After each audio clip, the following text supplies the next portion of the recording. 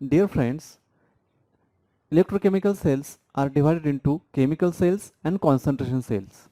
In concentration cells, EMF is produced due to transfer of material from one part of the cell to another part of the cell, or transfer of material from one electrode to another electrode, one compartment to another compartment. And this transfer of material takes place due to difference in concentration or variation in concentration, and this difference in concentration may be either in electrode concentration difference or in electrolyte concentration difference. Depending upon this, concentration cells are further divided into two types, that is electrode concentration cell and electrolyte concentration cells. Now in this video we discuss about electrode concentration cells. In this video, we discuss about electrode concentration cells. Means, in such cells, EMF is produced due to difference in electrode material concentration difference. That means, two electrodes are at different concentrations. So, amalgam electrode and gas electrodes may be used as or serve as the electrode for such type of cells. First, we discuss or consider amalgam electrode, and from this amalgam electrode we constructed a electrode concentration cells. In this cell represented here, lead amalgam is used as the amalgam electrode, and this amalgam is at different concentration having activity A1 and activity A2. So this lead amalgam is in contact with solution containing lead ions, Pb in contact with Pb2 plus, but this Pb is not in pure form, but it is the solution of Pb in mercury, that is amalgam, and it has different concentration. Now we discuss cell reactions. So cell reaction is made up of two electrode reactions. So first we discuss reaction at left. Left ला काय होतं तर oxidation reaction. So here Pb of activity 1, Pb of activity 1 on oxidation it will produce Pb2 plus की जे काय आहे aqueous form मध्ये आहे, आणि on oxidation it will lose 2 electrons. First left ला ऑक्सिडेशन होतं, ऑक्सिडेशन रिएक्शन लिहिली आपण.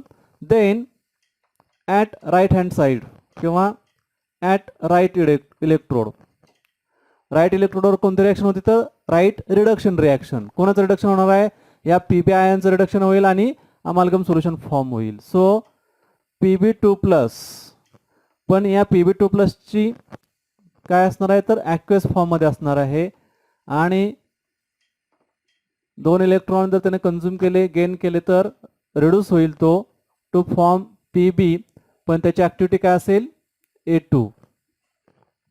सो ओव्हरऑल सेल रिएक्शन मध्ये काय येणार आहे,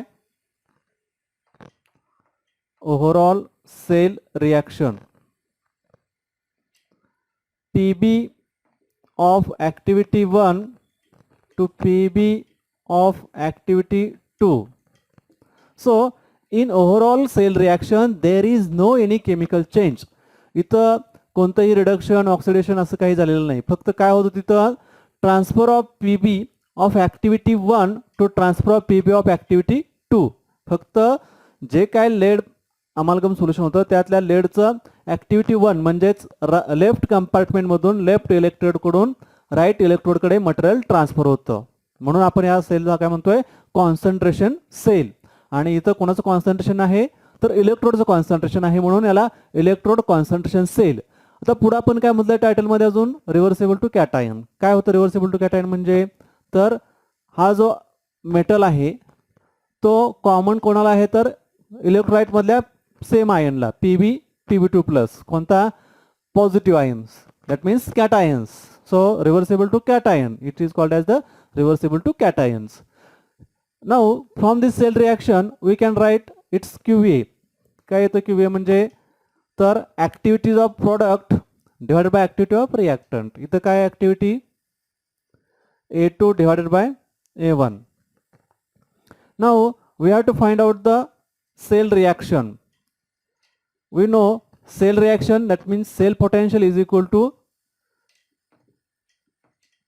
potential of right hand side electrode minus potential of left hand side electrode. EC is equal to ER minus EL.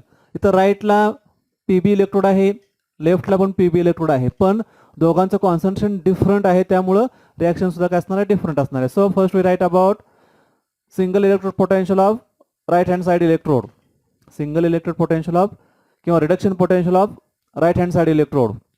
So I will write here according to Nernst equation for single electrode potential, ER is equal to E0, electrode कोणता आहे तिथला, PB, minus 2.303 into R into T divided by NF.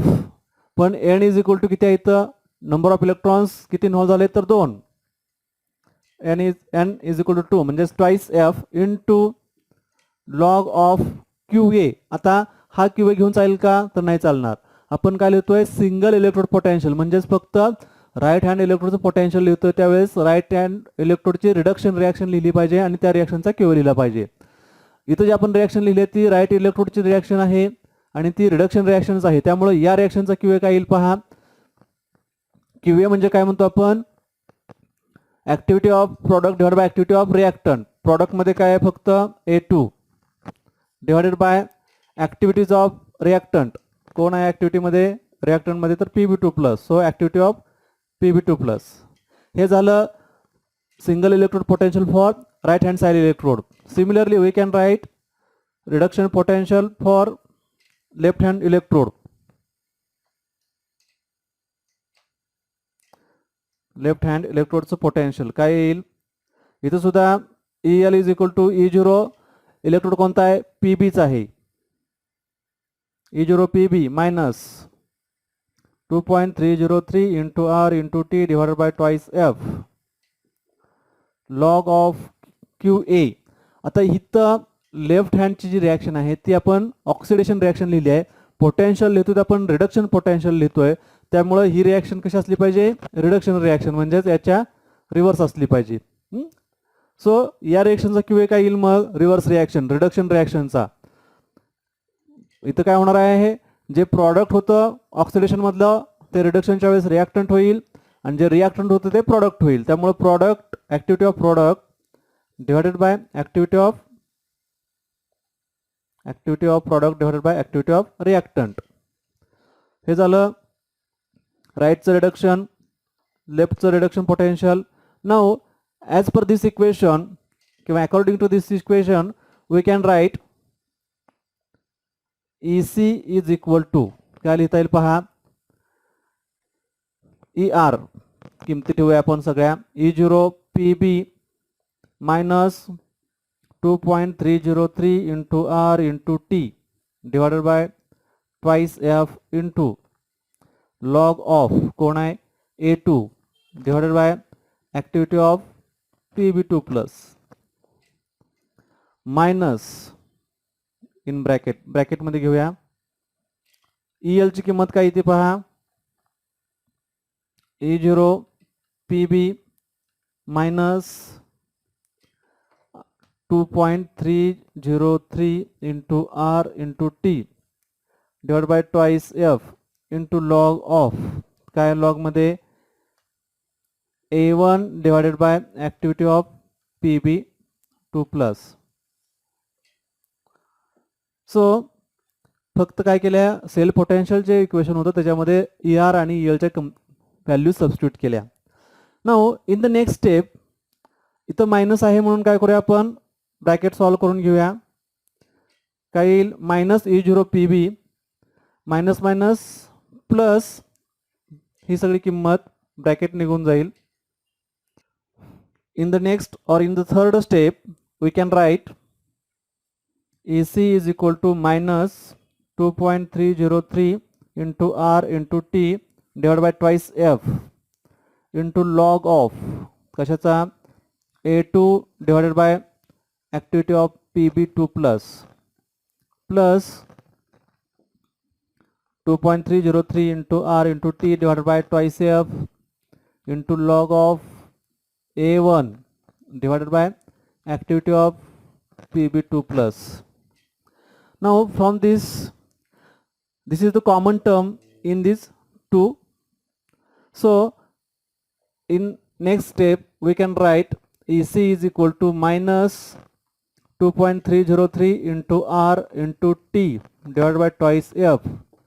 ह्या दोन्ही term मधून हा जो factor आहे तो फॅक्टर आपण कॉमन घेतला मायनस ब्रॅकेटमध्ये लॉग ऑफ काय काय येणार आहे A2 divided by activity of Pb2 plus. इथं प्लस होतं पण आपण फॅक्टर घेताना मायनस घेतलेला आहे त्यामुळं minus log of A1 divided by activity of Pb2 plus. आता या ब्रॅकेटमध्ये काय आहे लॉगचं मायनस आहे. हे दोन टर्म्स सेम आहेत.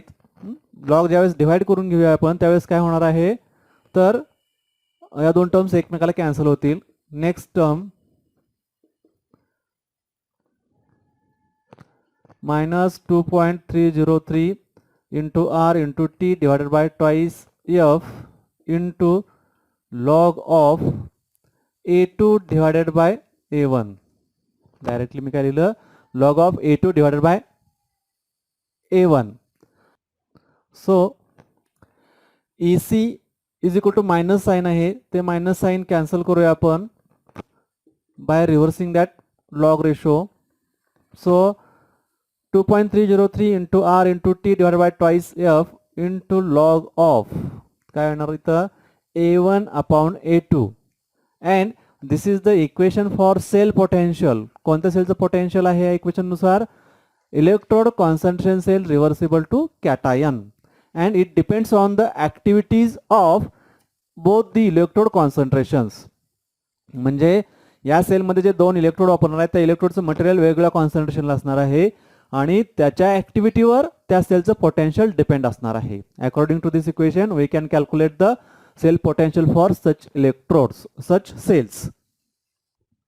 हे झालं अमालगम इलेक्ट्रोड कॉन्सन्ट्रेशन आणि अमालगम मध्ये आपण इथं स्पेसिफिक लीड अमालगम घेतलं.